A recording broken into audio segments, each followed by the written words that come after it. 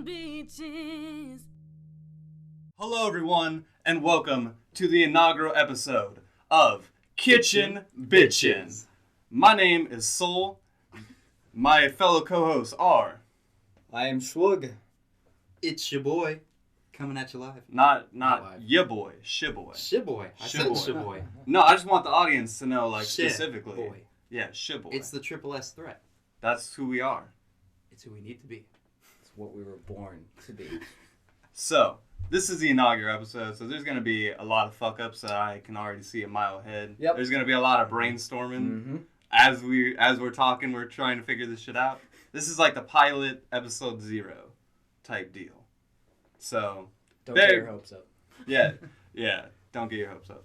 But what I want to do for the first episode is kind of go into an introduction for each of our established characters, so you kind of get to know our story arcs, and then the big segment we're going to do is draw from this bucket all these stupid ass crazy ideas and discussions that we got, and that's going to be our first episode. That could be the Easy gimmick. enough. Every week, we could just draw from the bucket. We're But still maybe debating not. weekly or bi-weekly, so I guess you guys will know before we do, since you're already watching it. You guys. Person. You These guys. guys. One singular person. We're Yeah, picturing but a bunch or of no ghosts one. in Just this no room. It's just one guy in Oregon in his basement, like, oh, those are my guys, kitchen bitchin'. My dudes. It's your boy, always bringing the good news. Boy, What's the good word, shaboy? I follow all their memes. I do it all. He's gonna carry the audience every time. We're gonna have like audience polls. It will be like, it's that guy Just, yeah, him. every week. Whatever he votes for is it, man. He's in the comments every week. Like, Yeah, hell yeah. we're We got like, 4 different accounts just to... we'll have like Keep it fan interesting. interactions, and we'll pretend it's not him every single time. Shout out to our one patron at $1 a month. If you would like to join all of our one patrons in these exclusive rewards, you could be just like this guy. See, now we're shit-talking our only fans. Already, It's like, before yeah, he- we've already alienated He's 5 our minutes whole in and he's audience. like, I can't fuck with these guys. This is it. All right. So, we all work together. That is like our background story, and we work in a kitchen, as you can probably guess by the current title of the podcast. And I just love creating shit. That's why I wanted to do a podcast with you guys. Like, why did you guys want to do this? I'll start. I have been listening to podcasts since 2015. I got really into it, and it was my one major source of entertainment. Whether it came, was talking about politics or entertainment, video games, anything. Damn, And Mr. Well-rehearsed over here. yeah, well, I'm a little bit of a seasoned veteran when it comes to this.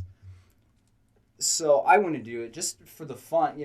Those guys always had fun. They were, everyone can be like, oh, those are fake internet friends on the podcast that you spend time with every week. But I wanted to recreate that magic and have with my actual friends, all 2 of them. And Friends is a strong word. right, exactly. It was, Work acquaintances. work acquaintances that we, for some reason, decided to meet weekly or bi-weekly and sit around and take our shit posting on the go from the line, bring that magic from there to you at home in our comfy little sound studio. Yeah. Beautiful. I think like anything you like watch for years, like over and over again, you're gonna want to try it at some point. Absolutely. Exactly. Like there's some things like I feel like I've tried and failed, but like certain things, just like doing YouTube, like that's probably my background. Like I don't know, like I know you've done some kind of podcasty stuff. Right. Travis, do you have any experience in that department? Like, Or are you just a fresh I used to be, version like, baby boy? early, like you did Lego computer videos. Stuff. We don't even talk about that channel. Back in the day of middle school, but my dad, he used to get like a bunch of old laptops from his work, so I knew YouTube back in the early days of like 05, 06, 07, when it was just like cat videos people posted. Podcasts And were YouTube around videos. before YouTube, but Yeah, like, but like I feel like it there's a new wasn't, generation of people like us who like Mhm. follow I it think through YouTube, and then when Google bought it, like made it more popular to do those things. It changed the game. Changed the game, Absolutely. exactly. So I'd always want to do that as well, but like I wanted to do more like gaming oriented and Lego videos back in the day, and I even did some RuneScape videos, some tutorials. Hit up my old. No, I'm not gonna say. Hey guys, it's your boy. It's your boy here, my people. And then Today we're doing a tutorial how to get dark magic armor. I'm gonna show you guys how to have 100,000 gold. I got monkey nuts for days. God. We're going to the wildy. We're gonna follow this guy into the forest. He says he's gonna do more items. But this is your first podcast type thing, though, Trey. Yeah, this is my first podcast, and we got so many new crazy characters at work that we always talk about, and it's just like, why don't we just put our voices to everyone that might have some relatable stories, and they have someone to relate to over the internet. We're gonna have to be like real Big. We're gonna tiptoe the shit. If we talk about work, we're gonna tiptoe the shit. Absolutely. But we also have a lot of other conversations that for sure. That some people just don't know if they can have workplace related. So instead of workplace related having the internet friends, we become the internet friends. Exactly. We set out. We became the things we set sought out to create. Yeah. We did what we did. Exactly. I couldn't formulate that in my head for some reason, but he beat me to the punch. We do what we want to do. I mean, I personally think internet friends, like, the point is, like, you get them together so they can become your real friends. Mm-hmm. Like, you eventually want to meet your internet friends. Of course. And then you miss them once you stop. The reason you have them on the internet is because you met them there, and that's, like, the better... There's not as many cool people in your immediate area who don't think exactly like you. Until, you log on and it says last online 3 years ago. Yeah, and you get ghosted. Or I wonder what my buddy so-and-so is doing today. Hey, why does it say I have to add him as a friend? Oof. Big oof. Big oof. Already bringing up dead memes. Oof, 100. Already cringe? There you go. Do you guys want to start getting into these discussions? Or do we want to do a little more origin, or maybe a little bit of background on each of us as an individual? So maybe we can do that. Or all right. No, we don't have to go super long with it. Just a little bit, so everyone can can distinguish one of us. We're all. Who would like to go first?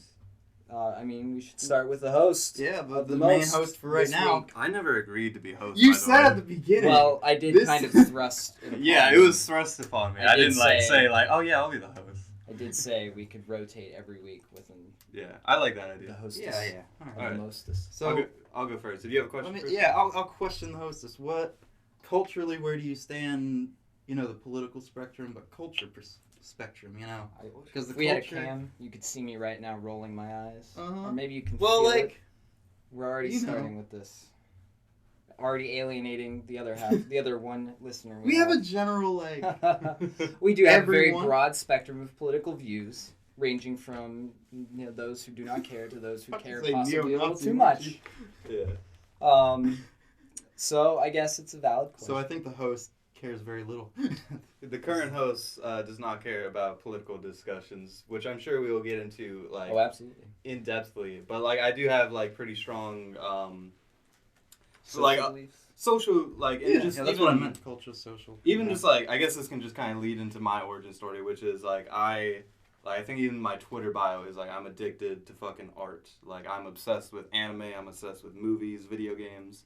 Even as a kid, I remember we had this thing. It was the 5 wishes you want to do with your life, and mine was I want to play every single video game. I want to watch every single movie, and for the most part, that's what I do. And when I was younger, I wanted to be a writer because I love books and shit. And that kind of led into writing YouTube videos because I just got obsessed watching YouTube. And then I made, I've been doing YouTube for almost 5 years now. So, and it kind of allows me to take all the stuff I'm obsessed with and to put it into my own creative vent. I love YouTube channels that are abstract and kind of I love funny stuff, but stuff that can kind of move me and make me discover things about myself or the world or my favorite shit. Okay. Personally, other than that, my origin story, I don't give a shit about politics. I'm agnostic and I'm awkward as shit. How about you guys? kind So of made we everything else. So we just go down the line. I as guess per so. usual? Just three. I didn't care about politics. And you are swoosh. I am Schwug, Schwuggy, whatever your preference. Shwug. As I mentioned, Your girlfriend can call you Shwoogie. whatever she prefers. They're gonna have like a late night sex session. She's gonna like whisper that in his ear. Oof, I'm gonna be like, how did you know? What did you hear? How did No, you know? that's not I'm what's gonna gonna have a happen. He's panic gonna stop, moment. Yeah. and then he's gonna come right there. Whoa. Finished. Anyway. first. So yeah, derailing already. Always good. The host has to have his moments. Yeah, I mean, we all will, so it doesn't matter.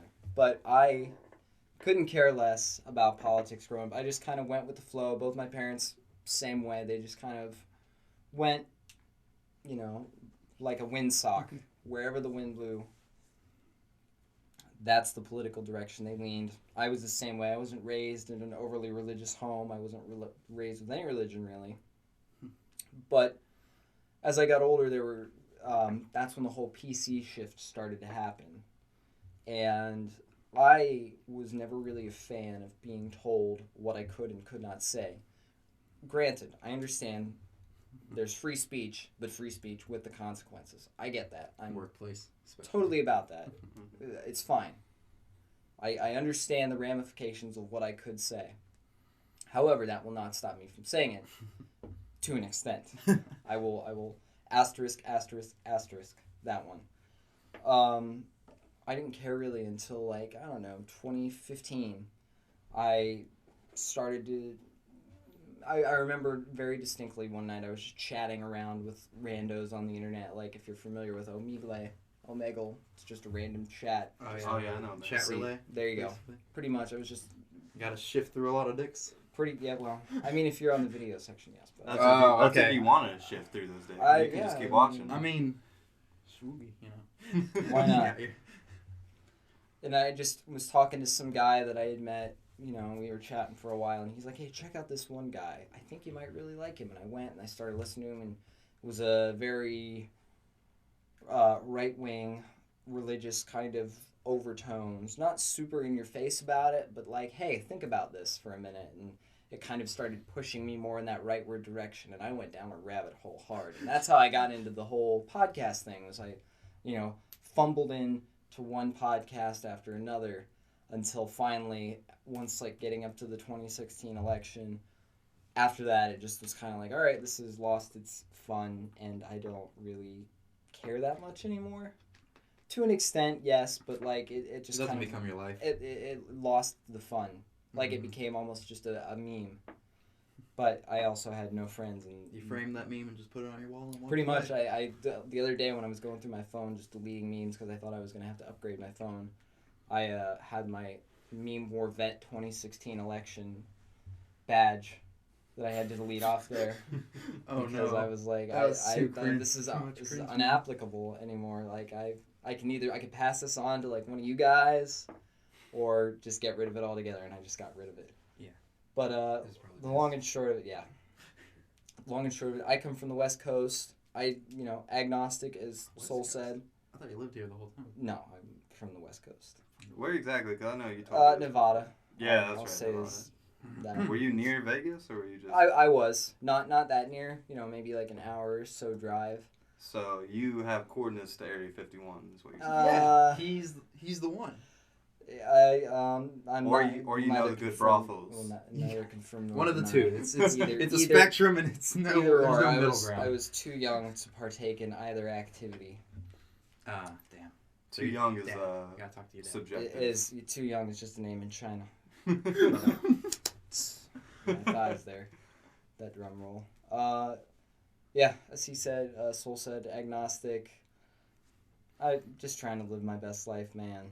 Just trying to figure it out. God, every Tinder female. I Tinder know. profile right there. It's great. Hashtag cringe. Hashtag basic white girl. Saying cringe is cringe. I'm sure if we go into religious discussions, we'll go more into it. But I grew up Christian. I don't know about you, but if we go into it, yeah. I mean, I can go into it a little bit because you're building the full off Christian. y'all too, yeah. Yeah, we'll go down to our I third grew and up final. probably the most Christian. Church every day. Every day. No, not every Man, day. every Every hardcore. Sunday. Sorry. It Like, was like, why? did you What live there? happened that alienated you from? There was always like a Wednesday like kind of meeting with the church where you'd like potluck food. I'd always have to go to that. Always had to dress up for church. No like casual like non-denominational go in with just t-shirt and Yep. gym shorts. None of that cool church stuff. My Not parents here. were much more like religious, not like extreme, like they weren't in your face about it, but if you asked them about it, they'd happily oblige and talk to you. And they were also like that politically, and I could understand which side they were on, even from an early age. Just more right wing, and I have 2 older sisters, so they were the way they raised the first 2. I'm the youngest, I'm the baby. Made them not want to pursue their parents' political viewpoints, and I can tell there's a lot of animosity with them right now. But you know, when we're together, it's not like nothing bad. So I was more into politics at an early age, but 10th grade civics was when I really got into it because I had a pretty awesome teacher. Don't remember her name, but she was amazing. Taught everyone all about American civics, and from there, I got into podcasts with like Achievement Hunter and like all this gaming stuff. I don't even know when or how I got into political stuff, but I know it started with my boy Molly, Stefan Molyneux, and you know, obviously a little bit more right leaning. There are some left leaning ideals that I have, but they're not for the same reason, but they are for the same end, I guess. Like down with corporations and stuff like that. But they're not for they cheap you on your labor. They're for different reasons, and we can talk about that later. But again, it's not like it rules my life, but it's fun to like go on YouTube and see what Stefan Molyneux and other people have posted recently that I'm like, oh, you know, I'm playing Skyrim right now, might as well just put them on. All right. I think that's So if you're still listening after that and haven't immediately you haven't X'd fallen out of the asleep. video and reported it for hate speech, or falling asleep, You're one in of for the the two. long run. yeah, you're in for the long haul. So 20 minutes. we're out past the breakers, folks. Or so we thought. Should we not? Um, I still got 40 minutes left. Yep. All right, Soul. Yes. Where would you like to go from here? Should we draw from the booklet or? Yes. Should we for talk for those who are not in this physical plane of existence that we are seeing, I have a bucket in front of me full of wonderful topics. Some of these are just like, I wasn't seeing what you guys were writing, but I was throwing in like weird debates we could do, and also like weird fun story ideas. Just basically any discussion. What were you guys throwing in here? Because I don't know what I'm about to draw out of this. Mine was a range of just like, do you like this specific anime, or like Oh God. you think your big boy's gonna win again? He said, Or "Oh God," like- but like I or lit like up. I some was very- like, I'm like, Some very deep, I know like nothing about. like what got you through certain things in life, Okay. and what are your next moves and stuff like, you know, I like deeper this. political, but nothing like debating crazy, you know, just. I gave Soul some good idea. I don't know whether or not he wrote them down, but I threw in one of my ideas. I can't even remember anything that I wrote down. I remember a couple things, but not all of it. So we'll just have to, Yeah, have to we'll see. we'll see how many we get through today, but I'm sure this is gonna be a recurring segment. I was gonna say, let us know. Maybe Yeah, we let should. them hear us first. Yeah, we got a lot of segment ideas for future episodes, but for right now, I'm sure that sounds great. It's just them hearing it that. does. Just Uh, nails For on any the check. of you in audience land, we don't have a splitter for headphones, so I, Schwug, am currently holding the headphones so I can hear all of the background noise that is going on, being produced by the two to my left and right. All Is right. that a lot? Anyway, as you say, sir. Yes. Are it the is. little bit of tappings? Tapping, the scooting I'm on the sorry. couch, him banging into the couch, the sifting through the can. Well, I'll edit a good amount of that out. It Anyway, doesn't matter. It adds to the The genuine, realness of this. the not- rustic, the artisanal. we're at a pretty damn good, like, this room is Oh pretty yeah, absolutely. well. This is awesome. Like, once we get good, like Get good scrub. a A plus. couple things for equipment we could do, and then I think Our we'll be own golden. mics would be the- Yes. Is Okay, at first I didn't want to do this one, but now I thought about it. Like for the first episode, this is kind of a good one considering like we work together. But it's what's getting you through work. Parentheses, the little things. I believe you wrote this. If you want to elaborate. Well, it's just Shaboy. like, you know, we all work through our daily struggles, but, you know, some people and some days are harder than others, and there's definitely days where you feel like you want to walk out, especially working in that kitchen. It's 90 degrees on some days, and there's just certain people you don't want to work with. I think before this, we kind of got to elaborate, like, specifically, like, Oh. not the details of our work, because that's obviously a bad idea, but kind of just, the what setting, specific, the setting, layout, a theme. the characters in this opera we call. We can, let's just say, like, work in a hospital kitchen. There's That's maybe like, what? 900 patients. Yeah, there's maybe like more, maybe in the less whole maybe. kitchen, like what? We have like 30 25. cooks, 15 there at a time, Yeah. and then there's like 4 to 5 on our specific line that we work at a time. There's obviously like different shifts. We usually are in the lunch to dinner shift together. All the food is very basic because it's hospital food. You can't put salt in a lot of it. You can't give flavor. So you kind of screwed over. This is gonna be a little bit of a sidetrack, but I was watching this like one of these like everything wrong with Yu-Gi-Oh seasons, and there was like a clip where Yu-Gi was like, he's like, Joey, if you don't be nice to me, I won't give you my hospital food. And the guy dude the video is like, why would you want that? That shit's garbage. And I was just like, oh, I'll relate. Well, I have a funny side note to that too, just because I was out to dinner with some family a couple weeks ago, and it was a chain Italian restaurant, and I got a pasta dish, and I bit into it was like the fettuccine with the Alfredo and broccoli. I bit into that broccoli, and as soon as I bit into it, I was like, my God, this is the worst, because it's that same exact broccoli we have on that frozen line, or fresh that kind? Frozen U.S. Foods Monarch frozen broccoli. I knew it as soon as I bit into it. It's a chain, you said? Yeah. Oh. I was like, if it's an authentic... I ate maybe half of my meal, and I was just, I cannot anymore. You can taste the frozen ones. Oh, absolutely. Like, seeing. I wouldn't say our being food cooked. is bad, but it's very like cafeteria-esque. Like, Oh, yeah. Because we gotta serve hundreds of people a day.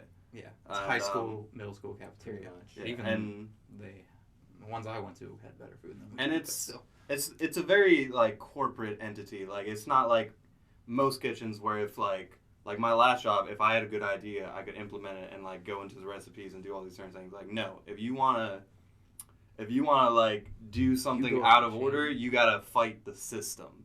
And doing that on a daily basis is just You don't.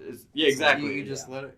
You understand your role and you do it, and you're rewarded for that. Like if You kinda are. you're disciplined if you go outside the norm or the system. Yeah, you are very much a cog in a corporate machine. That's why I think one of the little things that gets me through is those cafeteria shifts that everyone looks at and says like, oh, that's terrible, but I'm not feeding patients, for those of you who don't know. I'm feeding people like the guests that come in to see them, the people that work there, and people that want to just eat at the cafeteria for some reason. Yeah. If you do. There's a cafeteria and then there's like the patient's food. Yeah.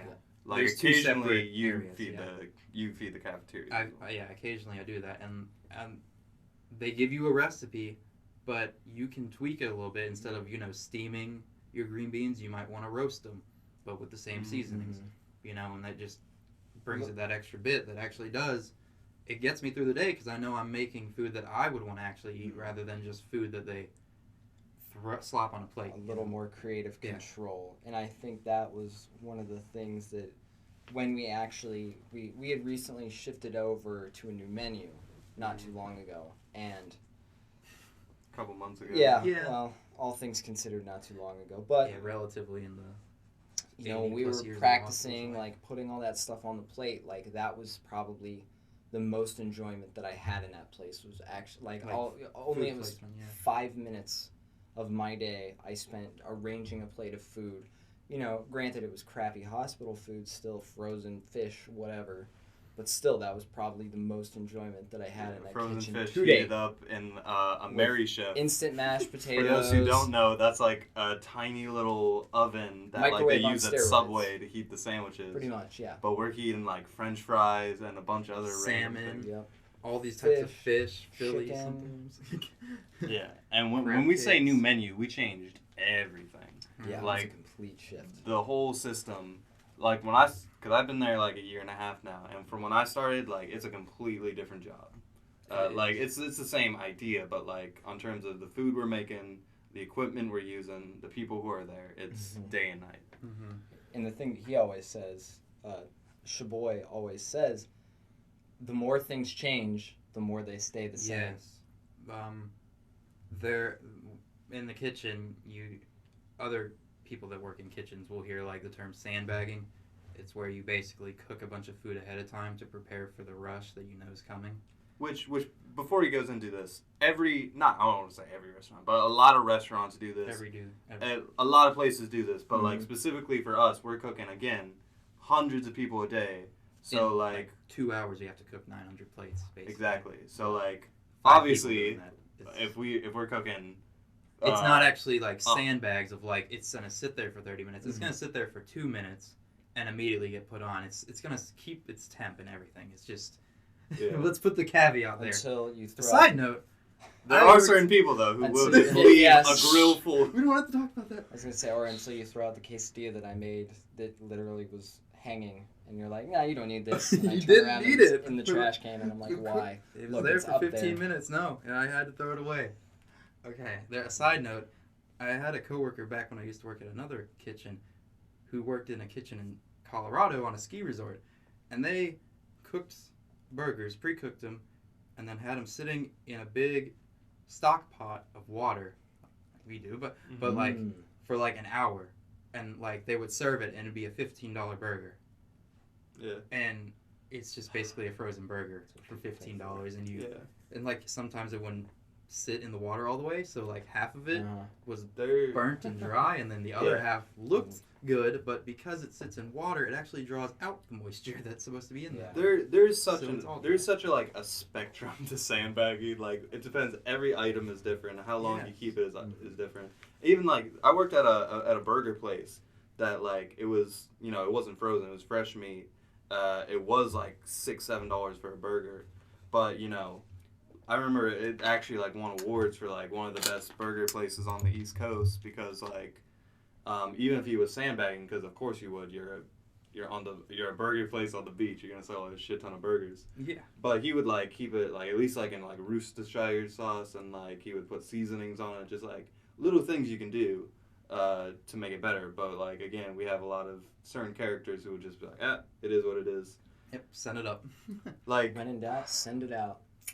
I very much like to think like, okay, we're humans, like we're serving hundreds of people, we can do what we can, and I always try to make that effort to give quality food. But like I just hate when I see like certain people like just don't give like these are people like in a hospital also, like they're having a shitty day. Like I want to at least nobody wants to be there unless exactly like they're trying to scam the system somehow. I don't know how you could. I don't know. Yeah. I'm not into that department. So I'm always gonna do the best of what I can, but at the end of the day, like I'm one human, and I'm not gonna like. There's a lot of like little extra things you can do, but it doesn't make a difference. Like the patient isn't gonna know like if that burger was on the grill for like an extra minute or whatever. So, but going off what you said, like stuff that gets me through the day. Personally, the way I feel, like I have my business like life and my personal life, and I just try to get through the day, no matter what. Like it's just how I get money. At the end of the day, that's all it is. Yeah. I like cooking. It's not like my go-to job, but like pays the bills. It pays the bills. I grew up pretty, I don't want to say poor, but like I never had like these great aspirations to like have a big giant house. Like I just like where I'm at now is like my dream 4 years ago. Like I would have killed to be where I'm at now. So I'm just kind of happy where I'm at. Like I'm going to always be pushing forward, but like that's all I'm doing. I'm just going to work, and what helps me get through the day, again, cool people like you guys, and whenever. Your boy, always here to be cool for you. Yeah. And yeah, that's pretty much all I gotta say about that. What about you? Oh man, I'm gonna play off what he said. You know, I enjoy cooking. Granted, where we're at is not the place that I would ideally like to be. As I had said before, I enjoy doing the plating and like wanting to serve good quality food. And where we're at, it's the most basic of the basic, unseasoned, as Shaboy said. Like, it's not terrible food, but it's like just so There's- standard. exactly. And a lot of this food I haven't tried even because Yeah, we're not allowed to. But when you make the same thing over and over and over Right. and over again, like you're a gonna machine. resent Become it. a machine. Yeah, it's a pretty machine. much. That's the best description. I mean, when my family Machine was like, food. let's go to Golden Corral, I'm like, oh. I just No. walk up and down that buffet about 15 minutes, like everyone's already halfway through their second plate, and I sit down with like a pathetic little piece of meatloaf and mashed potatoes, and I'm just like, this is my dinner. I cannot eat any of this because it just looks like anything I would serve at the hospital. I'm But- not picky. I would have tore that golden. Man, Their mac and cheese, I don't know, though. man. I can't. Maybe I just need to like suck it up and just try some more stuff there. But like, I used to really like it. I can't now. But I digress. To the point. I like to be the comedic relief, if you will. That's always been, I always want to be the funny guy and be the entertainment. That's always kind of been my MO as court jester. Unfortunately, someone likes to get you in trouble. There's Of a course, couple I of them like have to. been in trouble for that. Not just here. I've gotten in trouble for that other places. My own want for amusement of not only myself but those around me has gotten me in trouble more than on one occasion. To clarify, like what you're getting trouble, it's just like dark meme type jokes. Not even that. The Just one talking time too that much. at our current job that I got in trouble was just for talking too much. Mhm. Yeah. I was there one day, I can remember specifically, maybe 15 minutes, and I go to bed every night between maybe 2 and 3, sometimes 3 and 4, and we usually have to be there about, depending on what time you come in, early afternoon. So I tend to, and I'm not a morning guy anyway, so I come in, at this early afternoon shift, and I'm a little slow to get worked up to my normal working speed, and I'd been there maybe 15 minutes, and a manager came over and said, like, oh, the people on the other side of the line, so they're getting sick of you already. And I'm like, what did I even do? I've been here 15 minutes.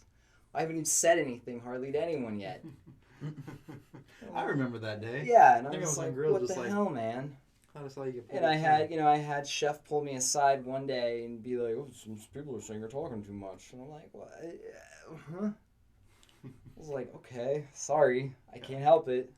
I don't think I was there that day, but that's just like kind of surprising to hear, just because we've had so many worse cases than you. I know. I mean, the squeaky wheel gets the oil, as my girlfriend would say.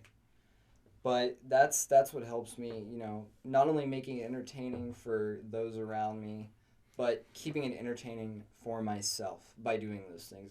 One of my favorite stories to tell from my last job is I was walking down a narrow hallway and I had a waitress walking past me. There was a giant stack of pizza boxes sitting in this little... it was a corner, like, leading back into a stock area, and she kind of shoulder checked me, and I fell into that stack of boxes and knocked them all over. Like, it was just not even...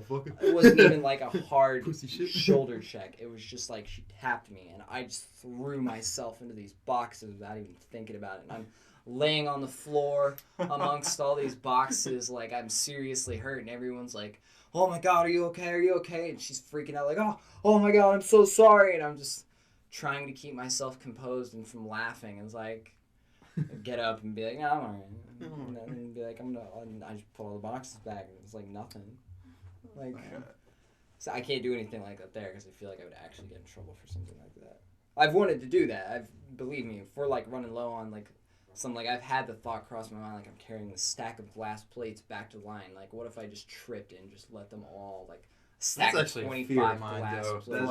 That is a land fear of mine. Just to I'm more just laying scared. it. I'm not scared of like dropping them so much as I am someone running into me or someone like we run into each other all the time. Right. Certain The people. line we work on is super is small. very narrow. Yes. It's like Skinny. you're gonna run into someone at least every day. And certain people have a personal bubble Yeah. that they my do not God. like encroached Can't upon, touch. while others have no social or spatial awareness and will bump into There's one you. guy who will push you.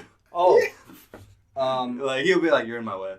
Yeah, or just like bumping you. Like I know Soul got the shit burnt out of his forearm because this guy's just dirt to dirt walking along, like not paying. He's backed into me. He's probably backed into. Yeah, you just Your walk boy. backwards, which is never something you want to do. No, never walk backwards in the kitchen. Yeah. Advice to those who get It's their just, first kitchen job. and I think it was one of our coworkers that said to me, like, has this guy never worked in a kitchen before? Like, does he not know how to say, like, hey, I'm behind you? Behind you is like one of those like universal kitchen terms. And There was even, this video. Sorry. I was going to say, just, a little thing, like, I've only worked in 2 kitchens in my life. And even before I, There's only one less than me. That's right, like, I knew even when I Experience is walked in there, experience. like, you I've want to only let worked people know that you're behind 2 them. to 3. But in this particular kitchen that we are all 3 stuck in now, when I walked in there on my first day, I was amazed at the amount of like calls and communication, the lack thereof that was going on between people. You would think with a line, whereas these guys have said we're serving 900, 800, 700 people on a daily basis at a there's a pace where you're wanting to pump out plates at about 5 seconds a clip. 5 seconds per plate to Yeah. get those Are you plates talking out. communication between each other or just like with management? Right, like between each other. Oh. like I mean, we do have to communicate a lot. But like it depends. Like there's like 2 or 3 specific people where it's just like I don't really want to talk to you and I don't want to hear your voice. And so like when Right. someone from the outside comes in, you'll eventually learn it's like, oh, there's 3 people. Nobody wants to talk Exactly. to. But yeah, you at first glance it's like, oh, there's no communication here. But it's just like you talk terribly and I don't want Right, to and- listen and- to you talk terribly. As he said, when you're calling out tickets, there's some people that'll be like, I can't remember that many things. Stop I've yelling. only And then, called once Yeah. to you. To kind of Oh. put into perspective, when we're putting plates together, like it goes like it goes on a plate and then it goes onto like a in plate clam warmer. shell, Yeah, and then you put a cover on it, and while you're doing all this, you have to call out to other people, like let's say on a grill, or they're like putting stuff in the oven or on burners. These 2 different stations, and you have to constantly say, "I need this, this, this, and this." So it's a constant communication that you have to have. That was I remember when I got interviewed. That was like one of the first things. He's like, the Gotta be biggest loud. things. He's like, the biggest things I want you to be good at is being fast and being good at communicating. And those are probably the best attributes you can have. Definitely. I think any kitchen. There was a video though that I saw where you probably saw this, where a guy turns with a pizza and a guy is walking past him and like he drops it because he bumps into him, the guy that's walking past, and the guy that's walking past catches it and like throws it and lands it on the cutting board, and everyone's like, yeah, good job for that. Like everyone in the comments are like, yeah, man, that was a great save, and it's like, For them, that's every day. no, well, yeah, it's like, no, he was in the wrong actually because he probably didn't call Yeah. out that he was walking behind him. Yeah. And so that was going to be his fault if that guy Mhm. dropped the pizza on the floor. Was this just like a put together, like, haha, It was like epic kitchen moments? It was just one video that I saw, and it was like one of those security cams. Okay, so it was just it was not a Yeah. put on, or There it is, was very well produced put on. Like, I kind of love, like, in every, like, just kitchen, there's, like, certain lingo and certain, like, specific things. Like, Mhm. there's, like, the universal ones, like, whenever, like, at any restaurant, if, like, 5 people walk in, you say, oh, that's a 5 top, or whatever. Mm-hmm. Just little things like that, but, like, Walking in, picking up, yeah. depending on if you use those. Yeah, I was gonna say at our place we never really, because at the restaurant I worked at before, it was a pizza place, and we had the pizza line, which fully focused obviously on pizza, calzones. That was it, and then we had a salad and a grill that had like sandwiches and the various salads we had.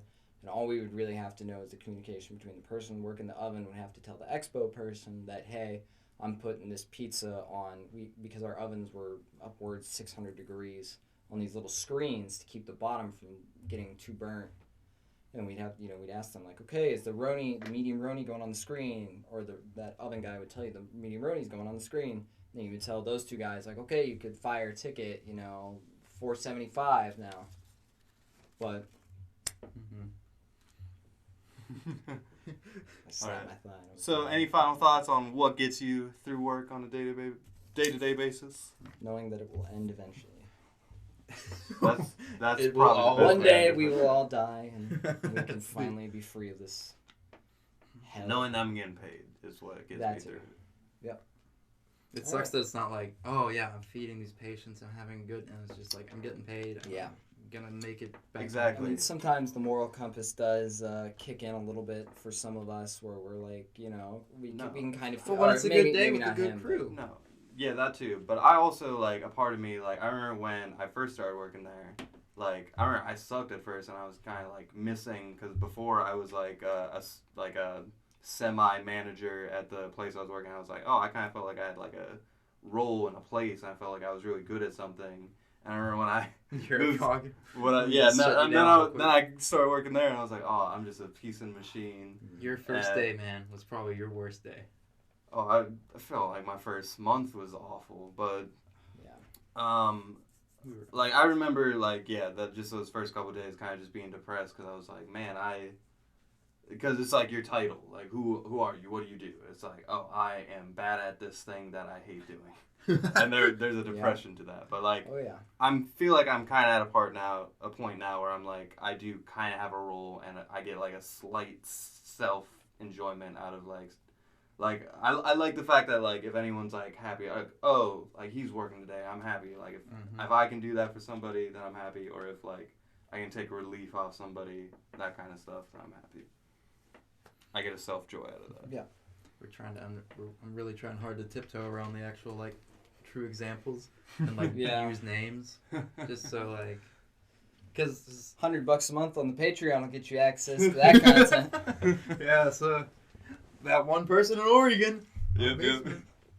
And then all the people we mentioned just get docs. Oh man, down we go. Because they make a very big deal in your reputation that if you talk crap about this place in public, they got rules about that. Done. You are done. I feel like YouTube and Facebook are very separate entities though, because the other people that got in trouble for talking dirt on the internet were on Facebook. Mm-hmm.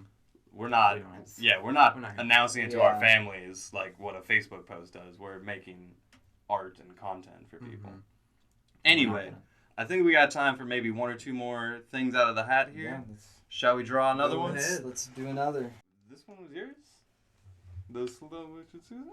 Yeah, I wrote that. Well, that was originally your idea. Well, I thought that would be like a whole like segment we often do. Well, I think it's a good topic. Like, not just like I know the example that you gave, but I mean like in a more sense of like what we are doing to ourselves that is actually harming us. It might not seem like. What is it?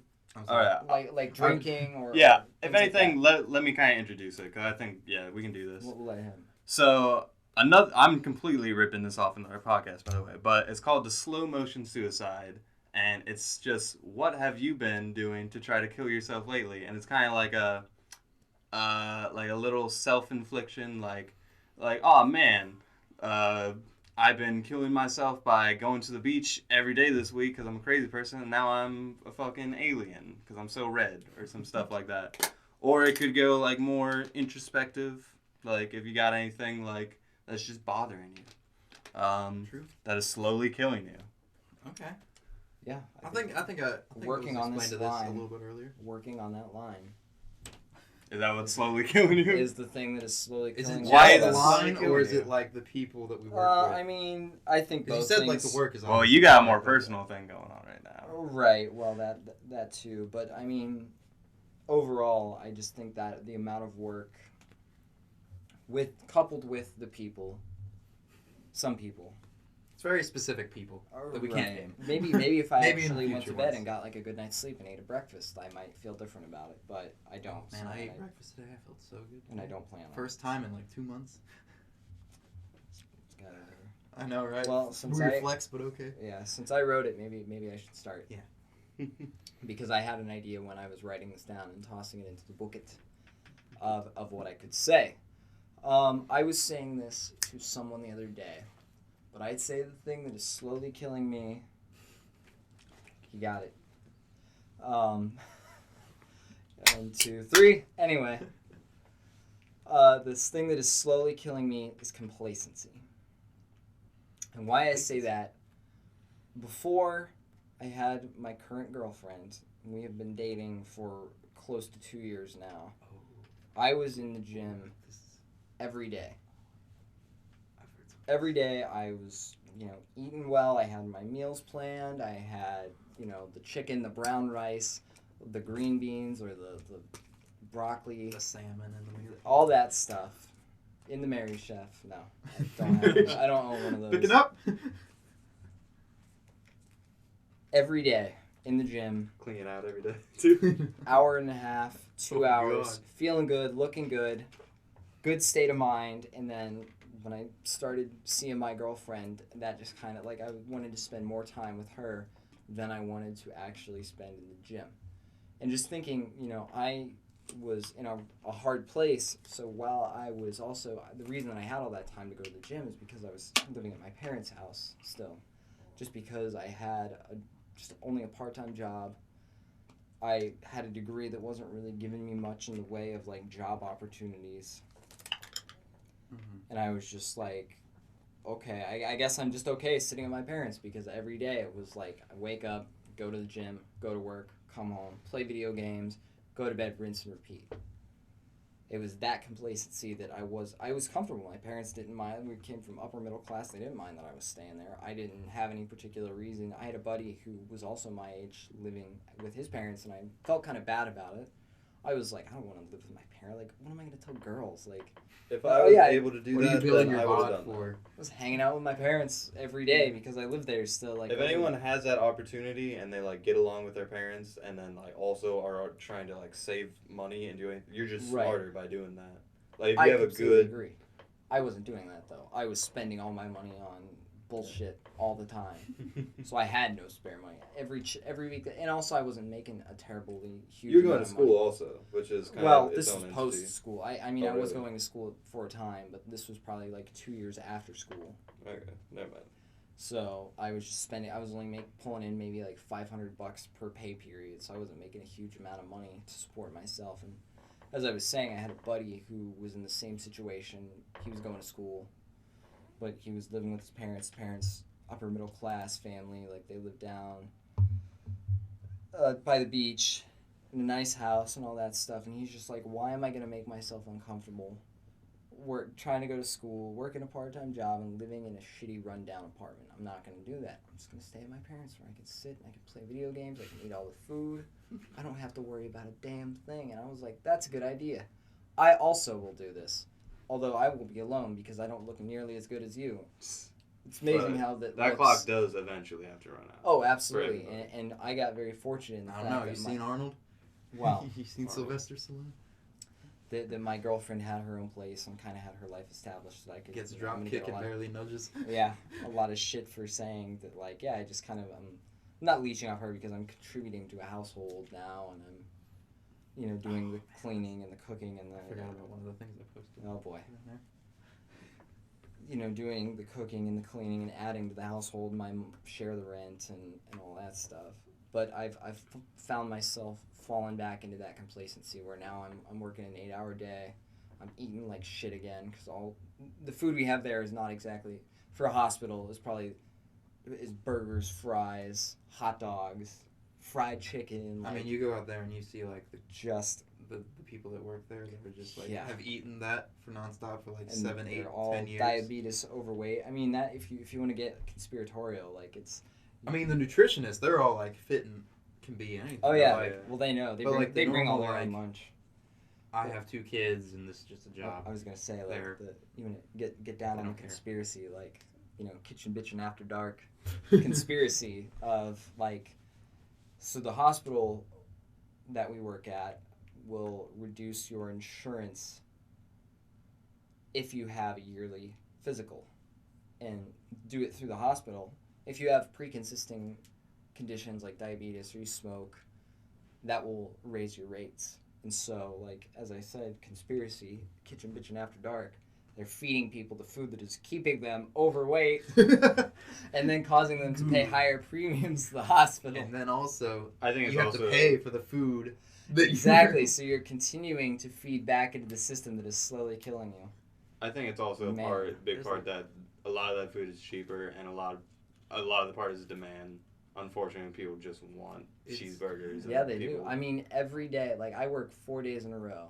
Like It's cheeseburger, chicken tenders, cheeseburger, chicken tenders. when I'm working the cafeteria, I don't eat the food there. there was one day I put out brisket, and brisket is a very expensive cut of meat, and like it was slow cooked and put some like People didn't want thinned it. out good as glazed. A all lot of people Yeah. don't even know what brisket is. I know, like I had like a bunch of people come up to that line, and they're looking at the brisket, and it was $5 for one slice, and they're just like $5 for only one slice. I'm like, It's good meat. yeah, it's brisket, it's not like Quality meat, yeah. yeah, it's not like pot roast where you can get a huge chunk for like $6, But they didn't understand that, so they just walked over to where the fried food was. And, have a hot I will have a Cheeseburger, please.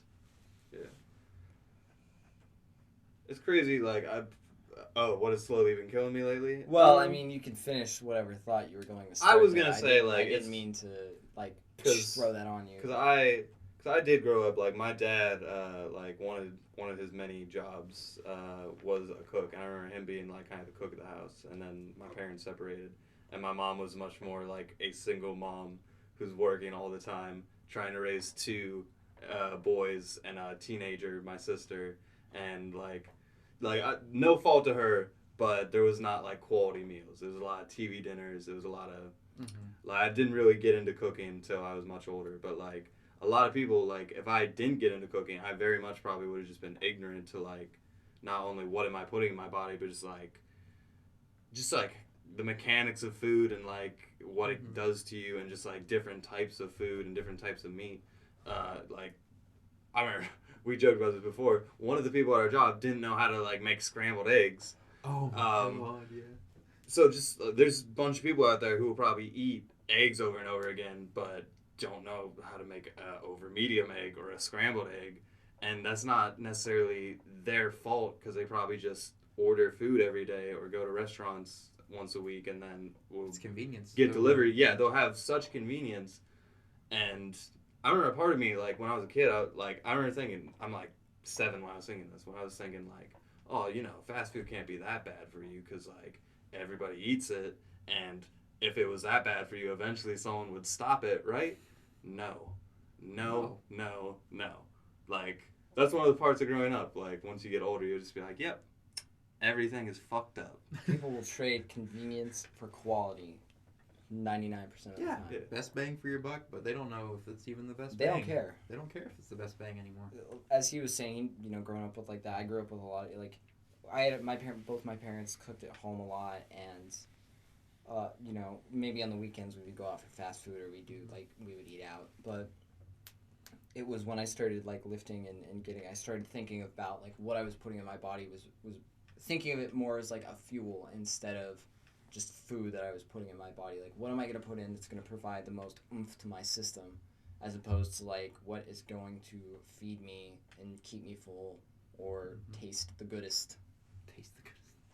Like, Taste the meat. the big reason why I started going to the gym, I know I don't really look like it if you saw me in real life, but I'm a lot healthier than a lot of people that work at my job, was a certain coworker got hired, and she was extremely overweight, and she would work on our line, and she'd just be like leaning over the counter. Were you hired when she was Oh, no, there? I know her, yeah. You know her, okay. She was still there for Yeah. a month or two before. I wasn't there when She was also pregnant, and she had a lot of, like, She emotional wasn't stuff. pregnant until I mean, when I was hired, she was pregnant. like she halfway got into her. fatter, is what you're saying. Well, she was already that way, and she was just leaning over, and I was like, I don't want to like be with somebody who's like I know like love and your personality and all that is important, but we have to take care of a child eventually, and I 40 years old, I don't want you and me to have to just sit there and watch our child play without like being involved in their lives. And, you know, I started looking at my parents who don't really care about that either. And I was just like, you know, I got to look at going to the gym and eating right. And I've started making my own lunch now, finally. Yeah. Every day I walk in and I say, cute lunchbox. Do they make it for men? Yeah. One thing, And it's just slowly killing it. Yeah, well, me too, but because I One continue to thing- make that joke. one thing I wanted to talk about is like, there's a definitely like a depression culture going on the internet, and it's almost starting to become like this like fashionable to be like depressed almost. But what I hate seeing is when people are like depressed, but they make zero effort to not be.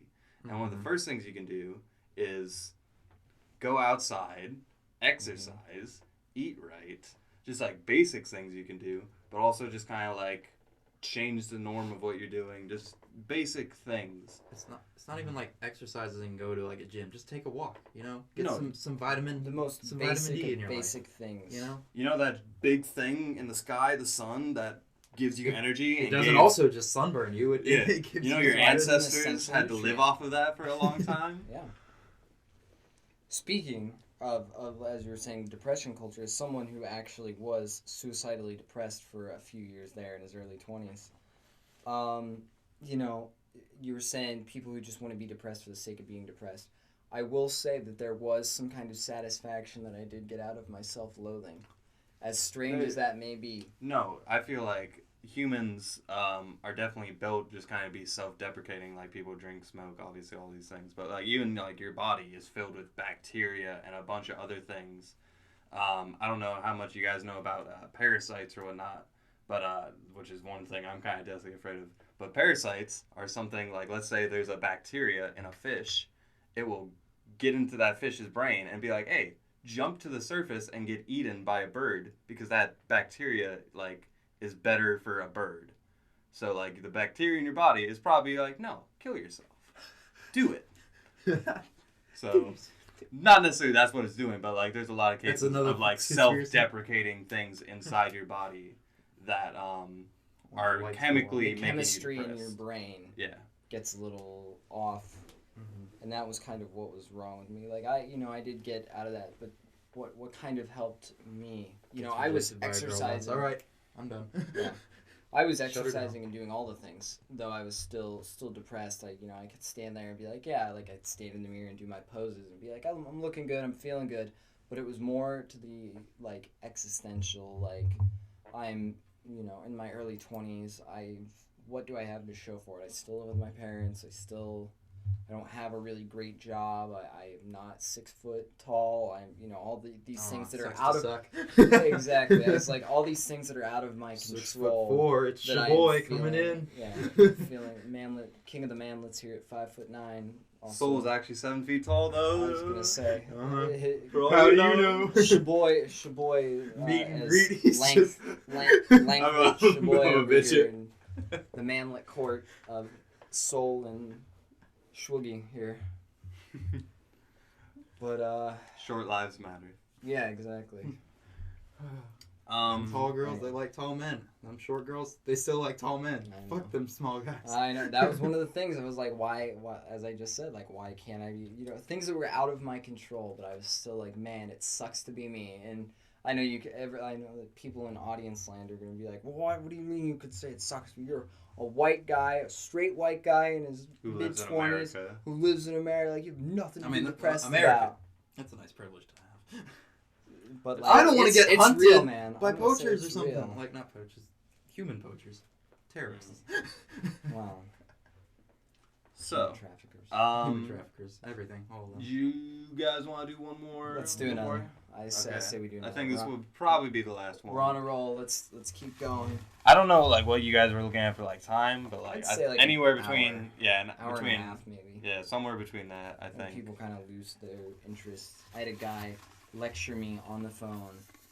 Well, we through did my have like girlfriend's 5 minutes of speakerphone. extra Oh yeah, that's Yeah, very we true, had 5 very minutes start of. getting comfortable I with don't know our if first that was recording. mine or whose that was. That might have been mine. I can't tell from the handwriting.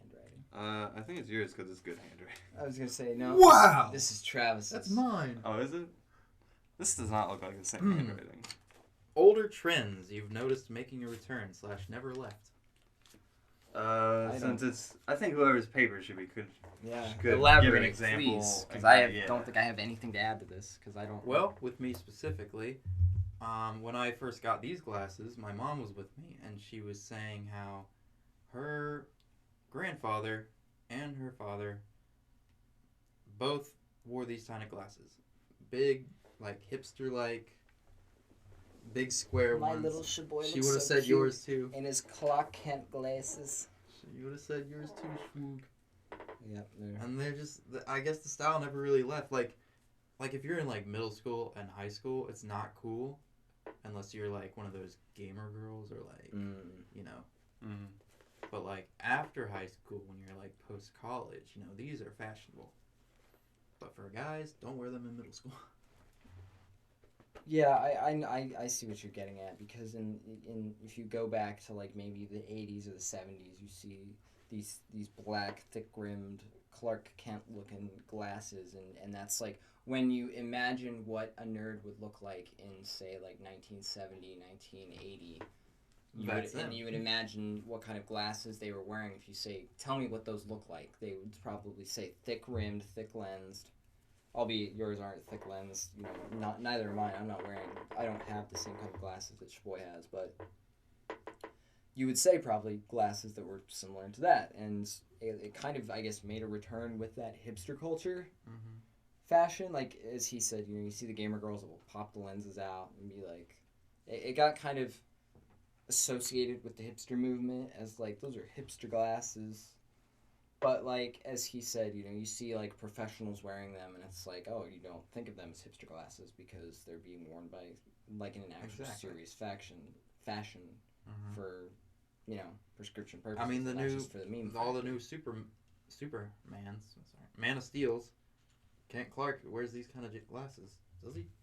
I think He does. I don't- It's You been a just said minute Kent since Clark, Man and of I was Steel. like, Clark Kent. Kent Clark? I don't know. Man of Steel is also kind DC of sucks anyways. Yeah, well. Oh, there goes half our I was audience. going to say, there goes the... DC the one- movies. the one DC's fan- movies post Dark Knight Rises. Yeah. There we go. And Yes.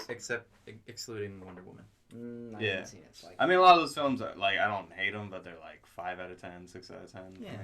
Like Justice League was like a dumb ass but fun. Same with I Aquaman. haven't watched seen it, that so. Justice League. Yeah. I haven't even watched Wonder Woman. I would say I agree with Soul. It's- Post yeah. Dark Knight, even Dark Knight, like you could probably hate on for one reason or another. Are you talking about Rises or the original? Both, like all three of them, you could probably. They're like I know you were talking about the CinemaSins guy earlier with the Yu-Gi-Oh thing. Like that was back in like his heyday before his videos started getting like 20 minutes long. This was like one of those rip-off ones. He wasn't Oh, actually doing it wasn't the actual CinemaSins guy. Yeah. Okay.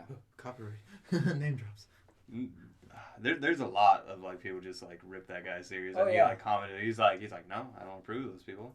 They can stop, whatever. Like honest movie trailers. Yeah, but he's not like going after them. Yeah, I mean, what are you gonna do?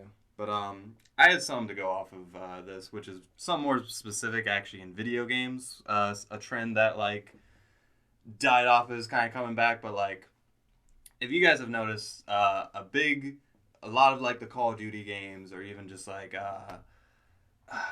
there's probably better examples, like even like Assassin's Creed. Like a lot of these games try to be like as realistic looking as possible. Like Call of Duty is trying to put you in a war simulator.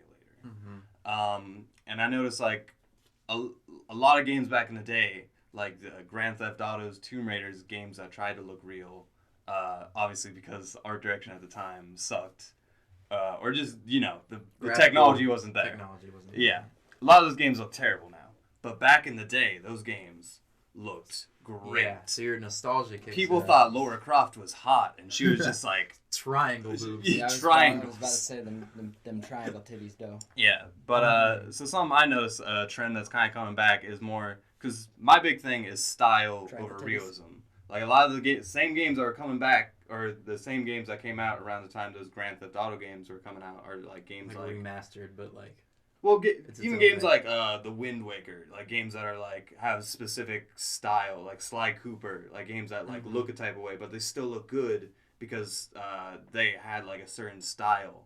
It looks, you see the technology isn't fully there, but like it still looks good. Like Banjo-Kazooie. Yeah. That aged well. Yeah, but like a lot of these games where it's like a human trying to look real does not look good anymore. Right. But I've noticed a lot more games like Overwatch, Fortnite, like games that nowadays are getting really popular aren't necessarily trying to be like the next mechanical, like baddest thing. They're like trying to have art direction. They're trying to have a style. And when you see like fandoms, people dressed as these characters, or like if you see it like on the internet, like you immediately It looks original, honestly. Yeah, your brain thinks, oh, that I like that. Whereas if it's just Call of Duty, you're like, yeah, He's a you look like a guy from a war. Cool. Yeah. My grandpa's gonna have PTSD when we watch the trailer. Cool. When I see you in real life, you might get arrested for imposing. So that's something I'm happy about. Posturing as a as a war hero. What was that? I don't know how to lock off. Warrior. Swoosh, did you have any specific examples? I can. That's all I had to add. Relating to your game trend there, I can think of two off the top of my head. One might be dying off. Came in so. In audience land, I don't know how many people PC gamer that I know.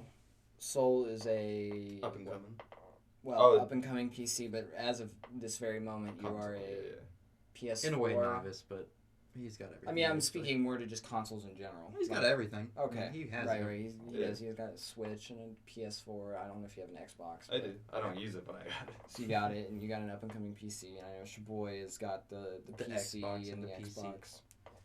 And the Wii U. Right. The Okay. brick of wasted money. I was gonna say the paperweight is known as the Wii U. Does anybody want it for free? I'll sign it. Yeah. But both of you as up I'll and ship it coming at it. PC guys, Just probably pay shipping and handling. Anyways.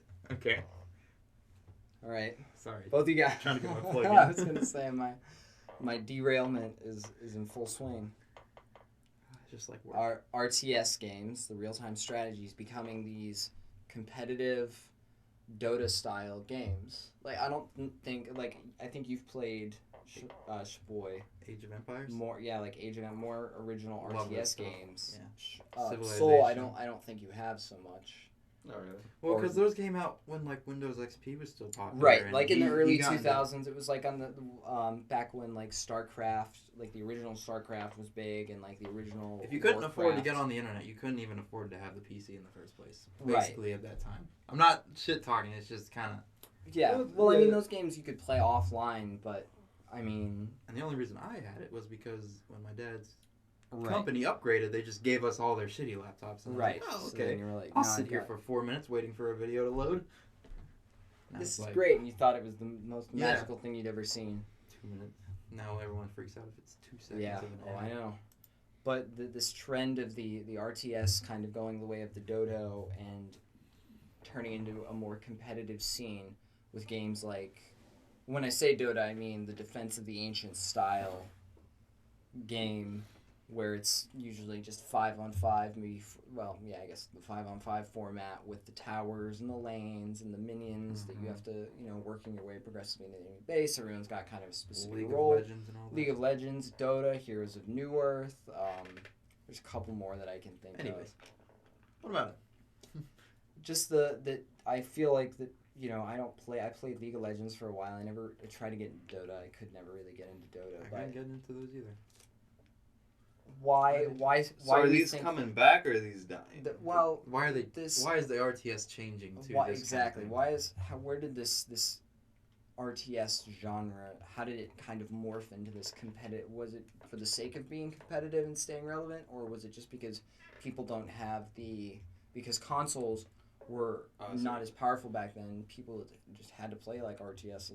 They didn't have to, but like that was the option for games on there. And now that we've got more powerful consoles that can play more games where things are happening in a more fast-paced rate instead of doing the strategic slow pace. Like that's a lot of I would argue just all games are becoming more competitive, more multiplayer Fast-paced. based. Because there's we're older. Like I'm a fully single player guy. Like I don't think I have a single friend on PS4 despite I'm online. But personally, You will now. Audience. but I've noticed like there's a audience. generation of these Fortnite kids who are, obviously going to school, like talking to their kids about, or talking to other kids about, the game, and then they come home and they play it. They got the headsets. They got like shit I never had, but they're gonna continue to play multiplayer games because that's what they love. And Minecraft is a huge social game. Well, you can see like all and they the interact ads with Let's Players for and like shit. new Xboxes and new PlayStation, everything. It's like, oh, connect with your friends, cross-platform, all this stuff. That, Right. Like everyone's. Yeah. I feel like the industry itself is trying to like condition you to want to So, be more multiplayer. I'm outside the bubble, but maybe Right. RTS games like competitive is just kind of the natural multiplayer way to go about that.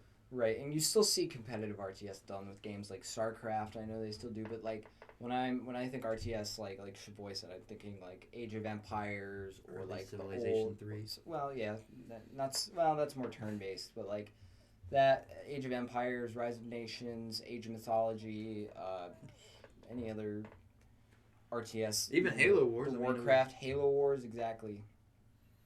I guess for I think people are more tuned to like, not instant gratification, but like when they want something done, like their click needs to matter. right.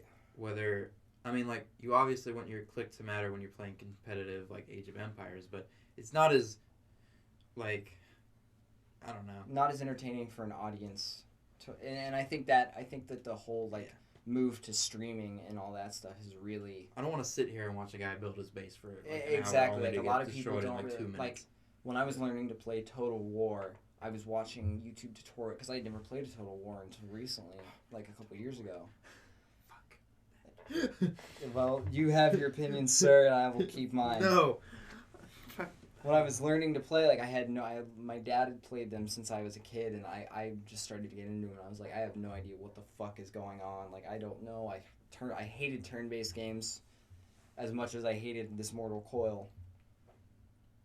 But I could not grasp any of the concepts, and I'm like watching these YouTube tutorials on how to play the game, and even those were boring as shit, just trying to learn how to play the game. And eventually once I did, it became a very gratifying experience because it turned into like, you got to end turn, and I'm thinking like Total War Warhammer and like some of the later Total War installments where there's like 127 factions on this giant map, and it takes, if you don't have an SSD, 5 minutes to get through a turn because the loading times between each turn are so long because there's so many players in this game that have to make a move. Yeah, I feel like all games. I haven't played that before. I feel like all games. That sounds like, interesting though. It's fun. With a lot of games, I should say, like the ones that I like the most are the ones that I had to like conquer something or that I had to learn like certain mechanics. And I feel like there's like a good balance. Like a lot of times, like if I'm playing like Dead Rising right now, which is a game where you have to have specific save locations, and then like you can die pretty easily. I hate it so much. What game is it? It's Dead Rising. It's like I don't know if you play, but it's like a game where there's you're in a mall completely filled with zombies. Yeah, I thought you said Dead or Alive. Oh Like, no, no, it's not. What are you talking about? You just press Y and hope for the best. Pretty much.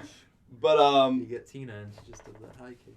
And, But I've just found myself like there was like a boss where it just kept killing me, and it was like I hate looking stuff up online, but it's like okay, I can either A, hate myself for looking up online, torture myself until I do it, or I can just play something else. And I feel like 9 out of 10 times I'll just play something else.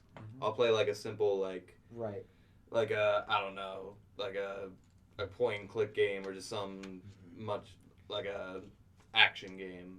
Like an Uncharted or something that I can just get through and I can still have great experience, but I'm not like frustrated. There's another thing we could talk about at another time is this idea of difficulty cap. I mean, we don't have to keep on the topic just because. Right. Well, like, I mean, it doesn't seem like anybody knew about. Just for trends. future, because I feel like we can go into a lot about the like scaling difficulty in video games and how we feel about that, but. There's a good point I have already with the Age of Empires. Okay. Not to cut you off, but like I recently played the Spider-Man game, and it was the perfect amount of like casualness and difficulty because I remember towards the beginning of the game, I just had so much fun just flying around the city, and then I'd get into like a fight sequence and die, And then it was like, okay, well, I'm just gonna keep roaming the city, I guess. But I would level up by doing that. And then I'd try to fight again. And then, like, every time I fight, I learn something different. It's one of those games, like, every time you enter a fight, you're going to learn something different about fighting. Because there's so many different mechanics to that game. And I kind of feel like that's how most difficulty should be in games. You got to spoon feed them, but you also got to, like, drag them. Spoon in the face. You got to, like, have a spoon in their face and, like, kind of feed it to them as you, like, drag them through the mud a little bit. And then once they get at the end of the mud, it's like paradise. With Age of Empires, I'll give you a crash course on what it is. Basically, the campaign, if you play the campaign, you're just put into a time period. Let's say it's the Joan of Arc. Do you know what Joan of Arc is? Yeah. I've played, like, I played one of the Civilization games. I I know assume it's exactly similar. where he's going with this already. Or Attila the Hun, where you're given your quest. It says, like, oh, destroy this group of people, destroy this group of people, and destroy this group of people. So you're But how supposed you to do follow it historically? No, not historically, but you're just supposed to defeat the people that are on the map, basically. But then it'll give you, like, hints, like, oh, in this part of the region of the map, like the Northeast, there's this conflict, or there's this supply ship or something that will help you. But it's not going to have a map marker pointing you at what it is, and it's not going to say, build this troop to defeat this troop. You have to do that, and you have to find it, and you have to hope that while your scouts are trying to find it, they don't just get killed. And now I find myself playing Skyrim, and I get so confused if there's not even a quest marker. I'm just like, where did I go wrong, man? If there's not, You would have dropped Morrowind like a hot potato. Cause I played Morrowind, and I was like, this is so much fun back in the day. Oh, if there's not a big thing on my map or in my, like, horizon view, then I don't know what to do. Kids, man. And then, like, Kids, they just tell you, I go to played this Morrowind. area and figure And it then out. you got games like Zelda where it's like there's a line of dialogue by someone in the village that will lead you the right way. Exactly. They'll tell you, talk to this Like, person, then talk to this person. I downloaded a DOS, I think it's called, and I played Arena and Dagger. I couldn't even get out of the first cave of Arena. But Daggerfall was just, I didn't know what the hell I was doing, because I was just like, I'd get to the first town, and everything's like 2D, but it's in a 3D space, like the old Dooms. Yeah. So I'm just like, what the hell do I go? I can't figure And you have this to out. click on your screen. Yep. The arrow keys are on the screen. You have to click. Now that's a 30-year-old Okay, boomer there's a meme. difference between, like, just difficulty of, like, UI controls and, like, just, like, being spoon-fed, I feel. Like, there's two different spectrums. And I feel like Age of Empires is a nice, like, starting point of where difficulty should be. I mean, we can go from there or not, but... Right. I mean... It depends on the type of game, because there's definitely, does. like, if I'm But Age of playing... Empires is what I grew up with, so that's the one that I like the most. Though I'm more partial to that. Yeah. But if I am playing, like, a Uncharted game, I'm going to put it on easy, because I'm not there for advanced combat. I know some people are going to be like, oh, it gets... that's not the kind of game I want to play. Yeah, I don't play a newer Far Cry to get my ass handed to me. I played because I want to see all the cool explosions and Well, the problem with see the doing, story like, that there is. both of you are making the point too. The first-person shooters or the third-person adventure game is like when you get to higher difficulties. Like instead of just playing like Geiger easy, which is like the enemies are probably not you're gonna take less damage, and the enemy bullets are gonna deal less damage, and you're gonna deal more damage. And then you play it on normal, and like their damage is going to be equal to your damage output. And then you get to like the hard difficulty where your damage to them is going to be less than their damage to you. If that makes sense. And then you'll have and like it's like the very hard where critical like, master difficulty. kind of like Halo, where it's this idea where like the enemy can one shot you, but the enemy's gonna be a bullet sponge to you, and you're really gonna have to figure out how to like. That's just bad. Like that's bad game design, in my opinion. But any Like, game overall. you've completed on the highest difficulty is one of your favorite games. Oh, I can Halo! guarantee. Yeah, I beat them all. I shouldn't say that as a proud thing, but that was my high school. Playing through Halo on Legendary. Like any game that you've New Game Plus, and then you'll play it on hard difficulty, but you have all the best gear or whatever, so you just like that's one of the most rewarding feelings. Anything that you can go back and like replay and still have fun going, or like. Well, like I feel like it's in a way lazy for game developers, like to when you go up in difficulty, all it changes is how much damage they do to you versus how much you bullet do to them. sponge, like Borderlands being a prime example of that. Yeah. Like they released some new DLC for Borderlands 2. Borderlands 2 is one of my favorite games, I went back to try and play this DLC with like my highest level character. I thought it had been probably 2 years since I picked the game up. And to prepare us for Borderlands 3, they've dropped this kind of in-between DLC to give you a little more backstory as to what's going on in the beginning of the third. And I started playing, I was probably like halfway through the campaign. And I went to the area and I start just like laying into an enemy with a shotgun and it's doing like nothing. And they just like turn around and like, boop. And I'm just downed immediately. And I'm like, okay, this is not fun. Like, why am I subjecting myself to this? Yeah. Like, I don't want to keep going back to Age of Empires, but that's like my prime example of like the game. Right.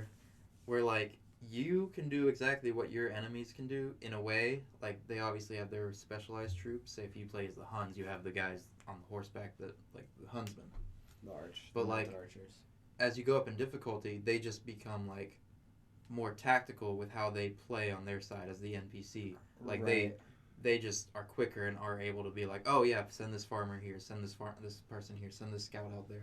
Like they're quicker, but like they're not gonna be a bullet sponge if you send a scout to their scout. Mm-hmm. Their scout's not gonna have 200 health and your scout only have 50.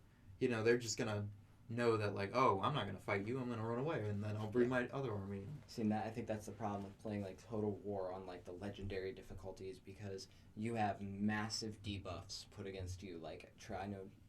I almost name dropped. So boy, it's close enough. Yeah. So boy, I know you said you've kind of played Total War before, but like you'll have like when you're playing. For those who don't know, you'll have to like manage an economy, manage like how your civilians are reacting to what's going on in the world, like public order, and if that gets to be too. What's the word I'm looking for? Negative, that they will then begin to revolt against you, and your massive debuffs put on you at those higher difficulties where you're getting like per turn, it's out of 100 either way, like plus or minus. You'll be losing like negative 10 public order every turn, and you'll only at the very beginning of the game where you might not even have the resources to turn that around, whereas the enemy might not have as steep of a debuff against them, so it's really just all piled on you. Makes sense. And I really haven't played that much Total War because like I played like the first mission in the campaign, didn't know what I was doing, and I was like, I'm not doing this. All right, never mind. Yeah, I think the biggest segue is if you're a game developer is to have obviously have difficulty levels and have difficulty levels. Couch game engineers over here. Difficulty levels that like armchair game make big differences and affect different play styles. And like the worst thing I hate is when I play a game on like hard difficulty and it's still easy as hell. And there's plenty of games. Definitely. I don't think you guys will give a shit about this, but recently there was a big controversy with the latest Kingdom Hearts game called Kingdom Hearts 3, and it was easy as hell. It was like the easiest game in the whole series, and this is like a franchise that like plenty of people have like beat each game on critical mode, and they'll fight these like mega boss. A large part of Kingdom Hearts is like mega bosses, and this latest game didn't even have a like it's called critical difficulty. It didn't even have it. And people played on hardest difficulty and just ran through it because they're so obviously already good and know all the mechanics. And so they put out a DLC that was the critical mode. They finally got it. I've never seen it in DLC format. I hate 2019. I don't know what this world is anymore. Because you can't put out a complete game. I know. I don't understand But they had so much time to make it. I don't. The world baffles me. But they finally put it out, and it kicked everybody's asses, and people finally had it, and I just don't understand, like, why is that not already in the game? Now they're finally So teabagging all though. kind of segue from what you were saying with that as to one of the things that I sent you this morning that I was talking about why game devs change the format of a game that the audience never really in an attempt to make it more accessible. That's why I think that they really dumbed down that difficulty was accessibility, because yes, you're always going to have your loyal fans, but those loyal fans will expect like a certain, like they wanted that critical mode in there so they could beat those super bosses. However, how many of like normie tier, like I just like Disney and I want to play this anime game because Exactly. You know. I'm Disney.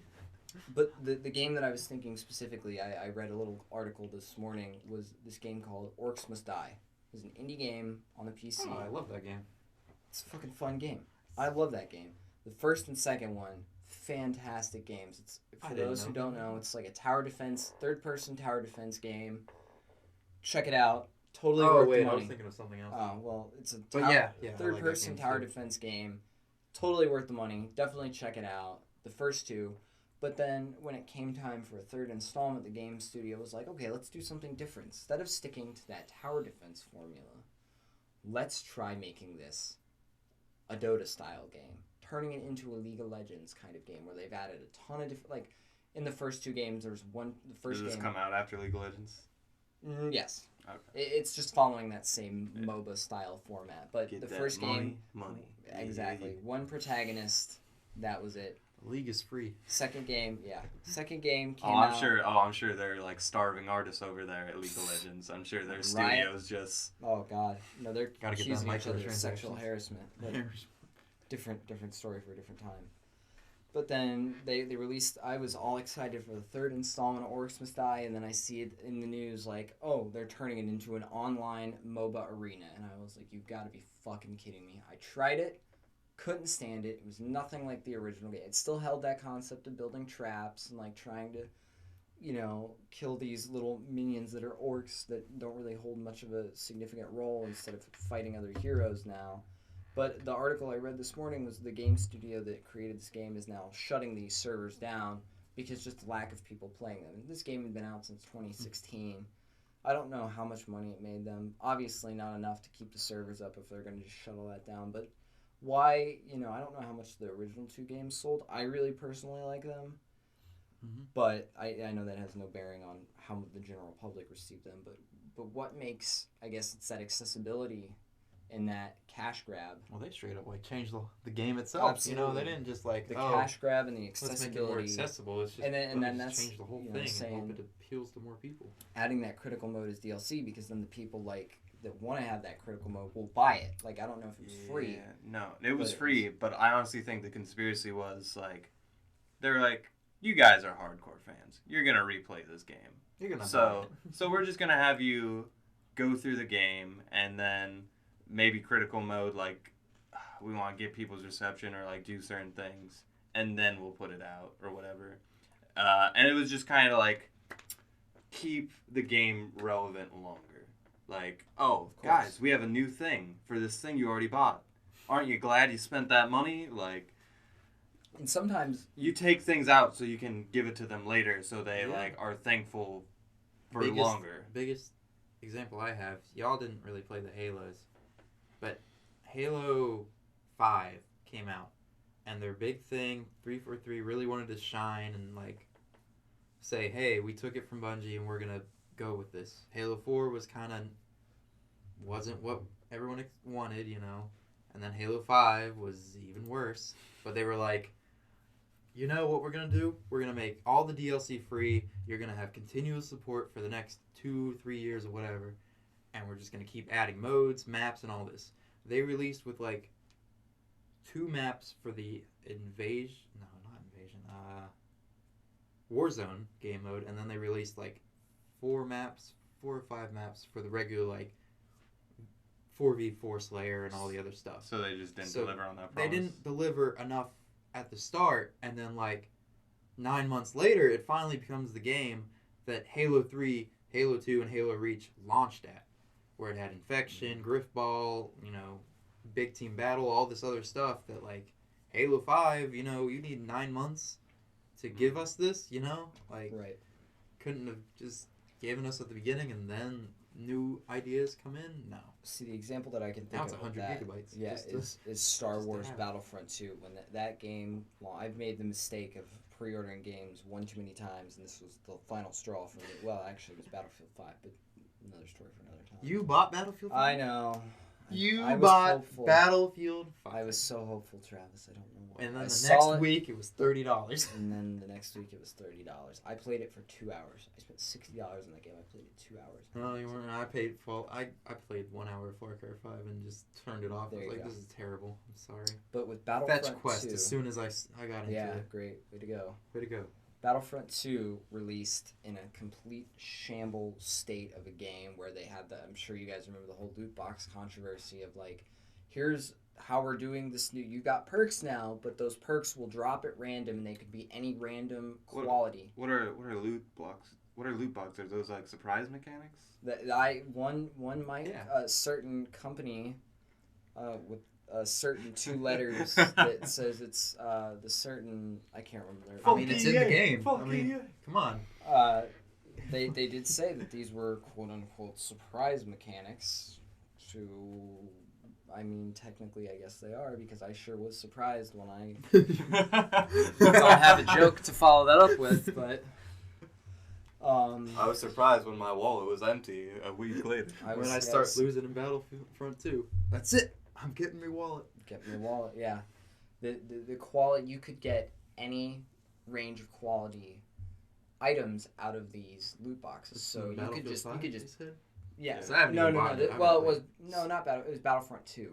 So, You could basically just swipe that credit card. I was about to say, so you were surprised when all of your rich friends were suddenly better at you at the game. Well, Exactly. yeah, I guess so. You could keep swiping that credit card until you got all the epic upgrades. Like, you didn't have to work for anything. You could just keep swiping that card. Well, like all the Battlefield games, they released the shortcut packs. I mean, later Well, in the game yeah, it was cycle. later, But, I mean, and that's it's understandable because, like, I know, like, I didn't play Battlefield 1. Like, when it launched, I played it for a week straight. playing and Battlefield I got 3 kind and of 4, bored. it's a grind to get.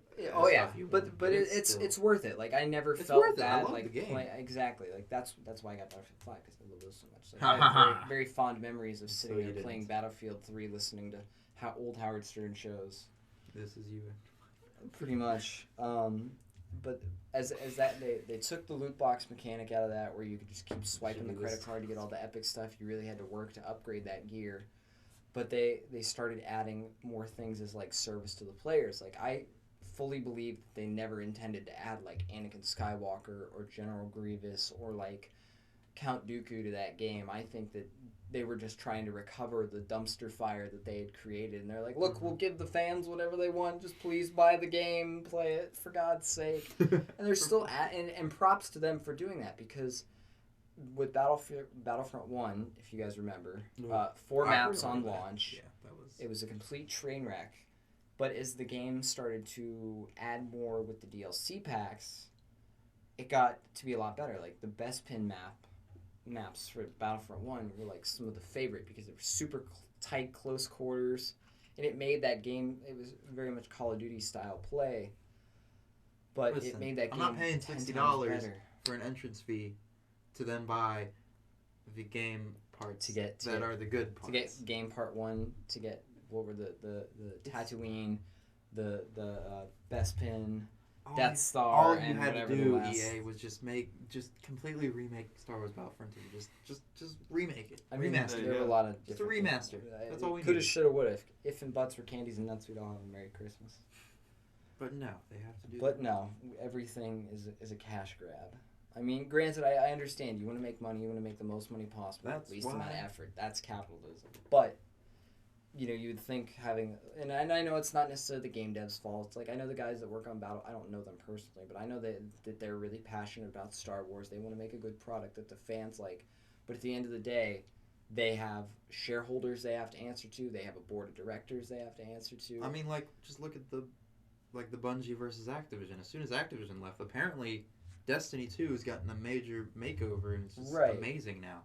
Like, our coworker, he's all in on that That's game. every day. It's like, man, you gotta get on. All over it too. Yeah. You gotta get in on that So, Destiny, like, man. And I'm like, I no. guess there's a very big conflict of interest with developers and publishers, and I think developers need to understand, like, they don't need the publishers anymore. Yeah. Right. Well, I mean, Just- with just- Blizzard, it happened with like Blizzard Activision, like the biggest World of Warcraft flaw. Like, I was an avid WoW player since vanilla, and I played it all the way up to like the 5th or 6th expansion, which was Mist of Pandaria or Warlords of Draenor, I think was the last one that I ended up playing. But you could see like a major decline in the quality of the game after Activision had bought it because they were just trying to branch out to the largest swaths of audience they could by really dumbing down game mechanics and adding things that really were a struggle to do before. And some might call them quality of life changes in the game. Others would say like, oh, it took the magic out of World of Warcraft. And those who have played WoW will know what I'm talking about these things. But I haven't played it. Sorry. I mean, I won't go into detail because it's really not interesting. Just like Monster Hunter World.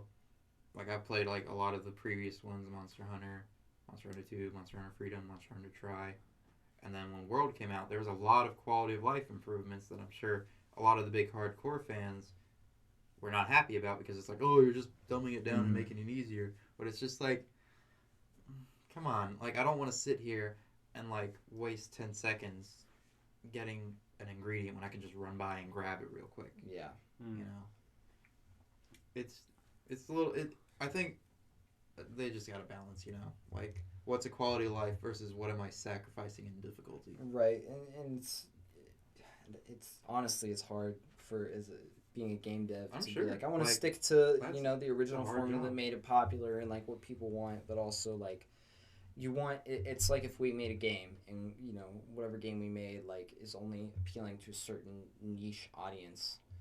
And like, yeah, we're proud of what we made and we don't want to change it, but like we were in it we wanted to make this product. As you say, like you're driven by art souls, so like you want to make a great product that people can enjoy. You don't want to sacrifice the creativity and the artistic freedom or whatever mechanics that you've implemented into this game that we have somehow created in this alternate timeline for appealing to a larger swath of audience that might be more be like, I can't understand this, like I don't understand what's going on here, it's too convoluted and I'm not going to play it, it's too difficult.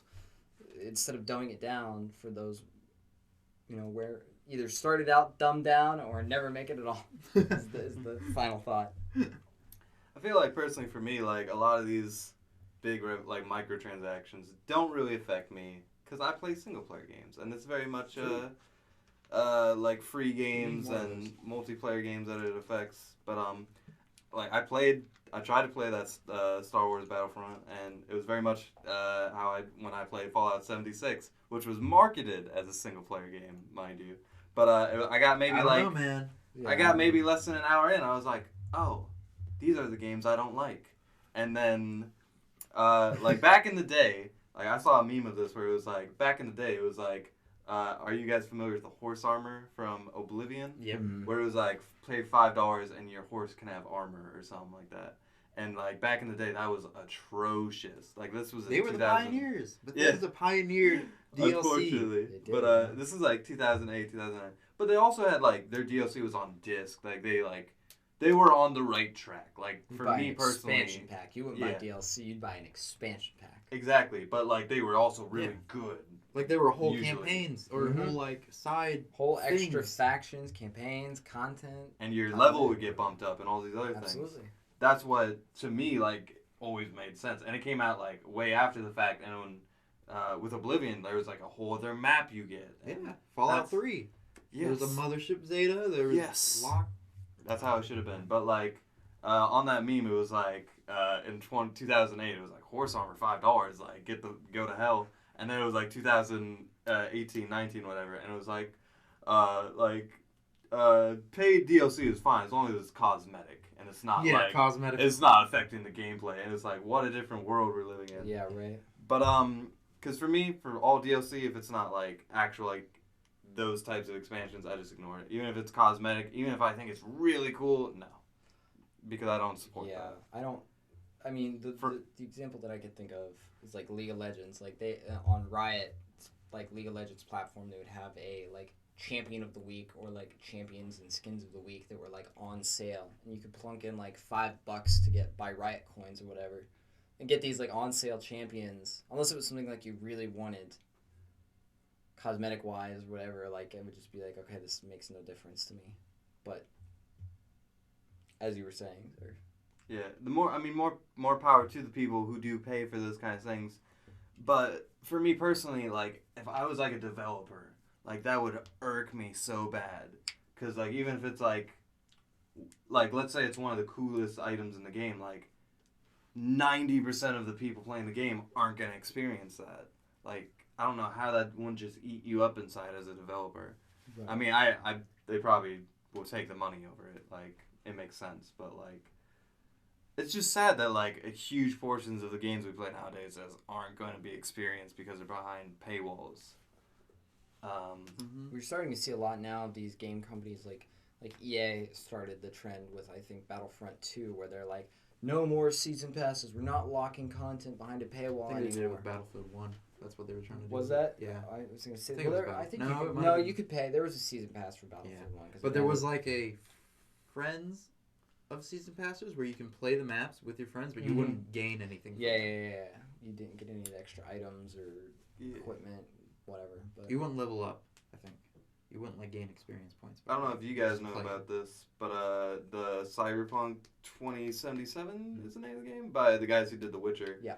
One of the things they're marketing in the game is like if you buy the game, you get everything. Like every person, every copy, it's the same game. There's no GameStop exclusive. There's no Best Buy exclusive weapon. There, I don't know if they're doing like DLC or stuff down the line, but it's like I'm sure they are. base game, everything.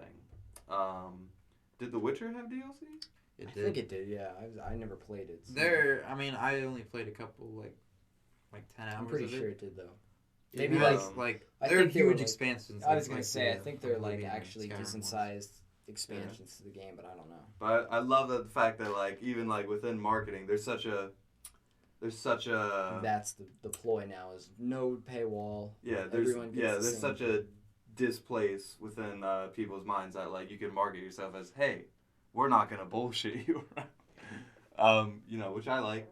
I like the fact that people are trying to, or at least that one company is trying to do it the way I think it should be. Is Right. everyone gets the same game. I was gonna say I don't know if there was really any like I'm sure there was, but I just don't. Maybe it was just cosmetic stuff for like Battlefield 5, but there definitely was. I don't even think there really was for Battlefront 2 in the way of like. I mean, I guess there was for you could buy the stupid Kyber crystals. Oh, there's always cosmetics in the newer. To get cosmetics.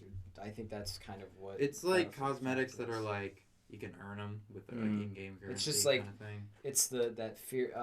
Rainbow Six Siege. I'm gonna is like drop name drop here for a YouTuber who has a lot of good knowledge about games. Boogie2988. If anyone's familiar with him in this room. I don't watch him, but I know about him. So he does this very good like rant, maybe not rant, but he talks about like the dangers of DLC and why I think it was Anthem had this predatory tactic of making people have FOMO, the fear of missing out, where they would put stuff up on the store that you could buy, but put it under a time it. Like you would have like every Sunday it would roll over. So I forgot that game was So if you don't get it by Sunday. so if you don't get it by Sunday, you could never it might be gone forever. So that it was that it's very predatory to because people, of course, no one wants to miss anything. So the first thing they're gonna do is be like, well, I don't want to this fire my armor. collection isn't complete. This fire armor, I might lose out on it because I don't know if I necessarily need it, but I might need it, so I'm gonna buy it. Or same thing like Halo did cosmetics. that too. The Halo 5, they had they have this rec system, which is how you got your cosmetics in game currency.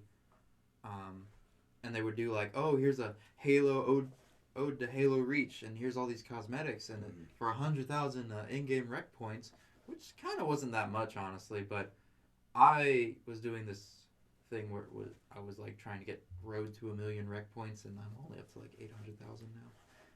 You would get these old things, and 100,000 rec points is $20.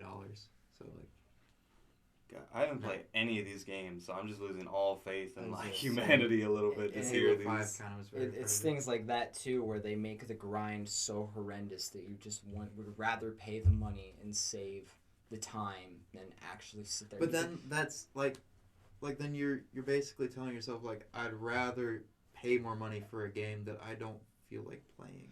Right, and I've never heard it put like that, but that's a very good point. That's You don't like, want to I play don't the wanna game. play You the just want to game. have the I stuff. just want to have the stuff. That defeats all purpose of you playing the game, which is to It's have more fun. of just like, look at my stuff. Look at my Exactly. Yeah. And, Look at my virtual character's clothes. well, I remember this happening. Everybody. And it was a huge And it- deal.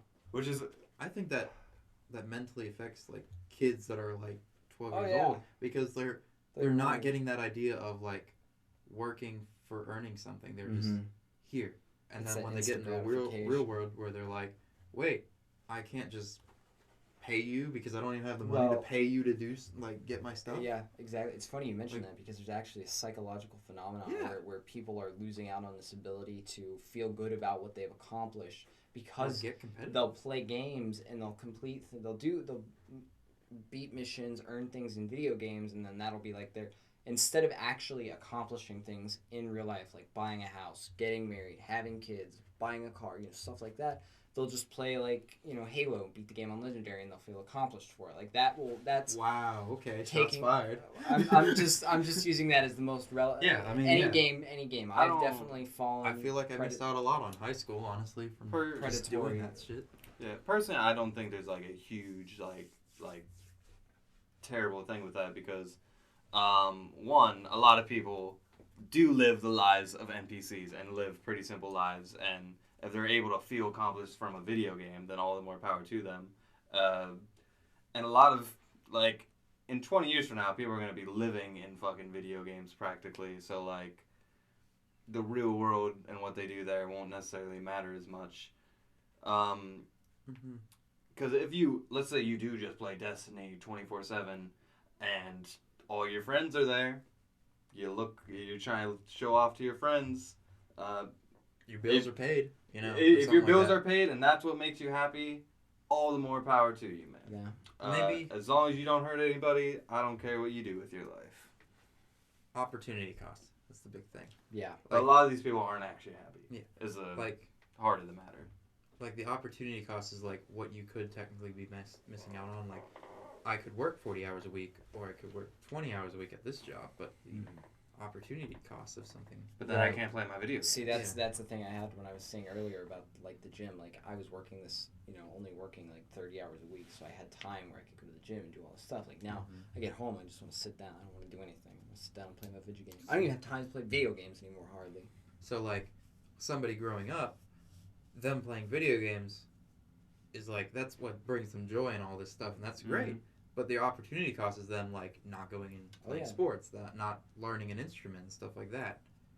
It's But really. I think you had the best of both worlds. Like I think did you learn instruments and stuff like that, or you at least learned? No, video I games mean, and no, stuff I like did. I did a lot of extracurricular stuff. Like I did You did baseball, I did soccer, I did karate for a bunch of years. I tried wrestling. I had this Ooh, you weird did. like church community thing that I did for a while. But video games are better. Yeah. Video Um, games are better. Pretty much my whole high school I career tried to was learn World an of instrument, that Warcraft, didn't go man. That was like my group of friends. Like I had friends in high school, but like I would come home like Tuesday night. My fellow WoW players know Tuesday night was raid reset, and you'd get home, you'd log on depending on what your time your server was. I was on the East Coast playing on a West Coast server for some reason because I didn't know any better. I was a dumb 14-year-old. Raid night, everyone. Tuesday, 9:00. Be there. Be square. It was midnight for you. So it was 1 in the well, morning? it was 6 for them and 9 for us. So Oh, then okay. I'd end up staying up until like 2, 3 in the morning raiding with these people, and it would only be like 10:00 there, and I'd be like, well, gotta go to bed, gotta be up early tomorrow for work, and I'd be like, I gotta get up at 6 to go to school tomorrow. It's like 3:00 in the morning. I think this is gonna sound really nerdy to you guys, but a big future like best of both worlds for the situation is AR gaming, augmented reality, because you guys don't give a shit about a little indie game no one's heard of called Pokemon Go, but in this game there's like raids and all these other activities where you physically gotta meet up with a bunch of people and do your like catch your Pokemon or whatever the fuck. But I've seen you ads get and your stuff like dopamine. There's plenty of people who just sit in their car and do the thing. Oh yeah. But like a bunch of people are like, no, I just do these so I can get out of the house and talk to people or whatever, or get my exercise in. Go to the park today. And then they'll have like these big things. It'll be like, oh, Go Fest in Chicago, like crazy shit's happening there. So you're also traveling. You're doing these things. You met your wife because you were playing Pokemon Go.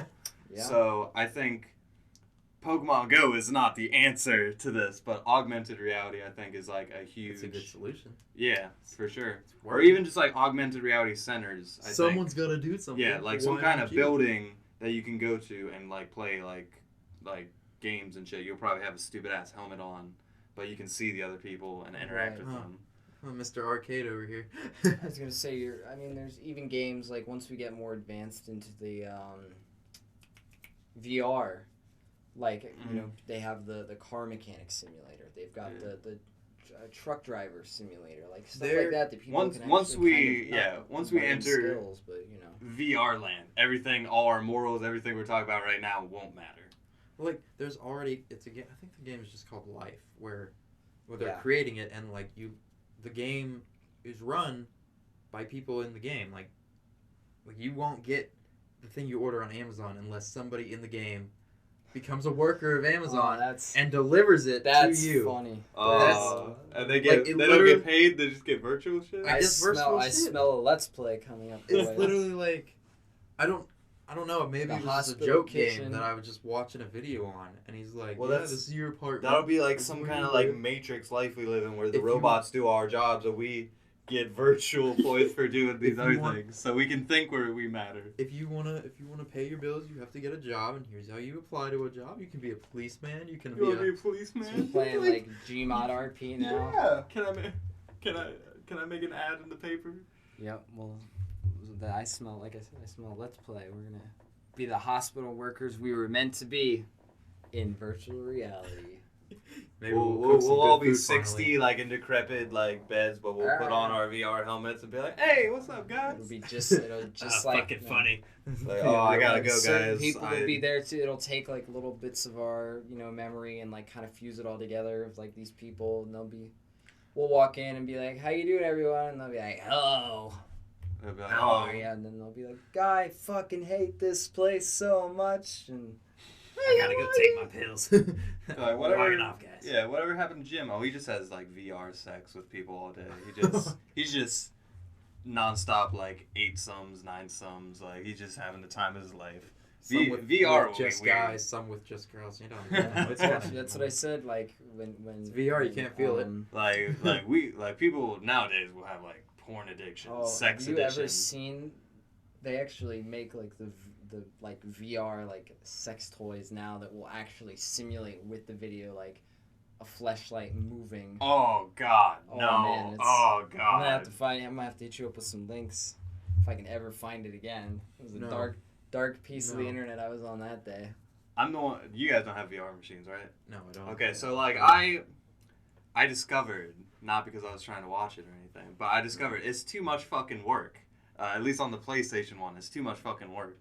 Like, you have to do shit if you want to do it. That's on top of being watch VR porn. Oh. But like I like watch clips on YouTube that would like show me what it would be like, and it's fucking weird. Wouldn't that be hilarious? It's fucking. I mean, it's probably like sexy if you're into it, but like it's fucking weird. You go into the VR porn and you're actually the cameraman. Like, oh yeah, I should have put that camera. That would be the thing. Like it's like nice drink. The VR porn, and you get into it. You're like, oh, I'm getting ready. You got your lotion there. You got your tissues there, and you're like, all right, here we go, boys. Getting ready to beat my meat. And then you put your headset on, and then you're just like watching it still, like as if you were watching it regularly. You're like, what the fuck? I'm just the like I wanted to be participating, but I'm just like the cameraman. I'm like the audio guy. Can I turn completely around? The audio guy that's standing way too close and gets some spunk on his face. Look, turn around, you idiot! What are you? You're like, look, I can your just pay's imagine. being deducted. You're like looking, or you got the camera mounted on your shoulder. You're like looking around, and this girl's getting railed by 2 guys, and just, well, this isn't what I thought. I wanted to be one of those guys. I wanted to be the girl. It won't be like it won't be like Cook Simulator, Surgery Simulator, VR cameraman simulator. What a terrible. I'm sorry, I can't contribute to this. So to end all that, the future is gonna be crazy. Gaming's terrible nowadays, and don't work in a hospital kitchen. I think is the biggest takeaways. Put a bookmark in it for now, boys. It's about 2 weeks. It's about we've gone way over. Yeah, we might make this a 2-part video.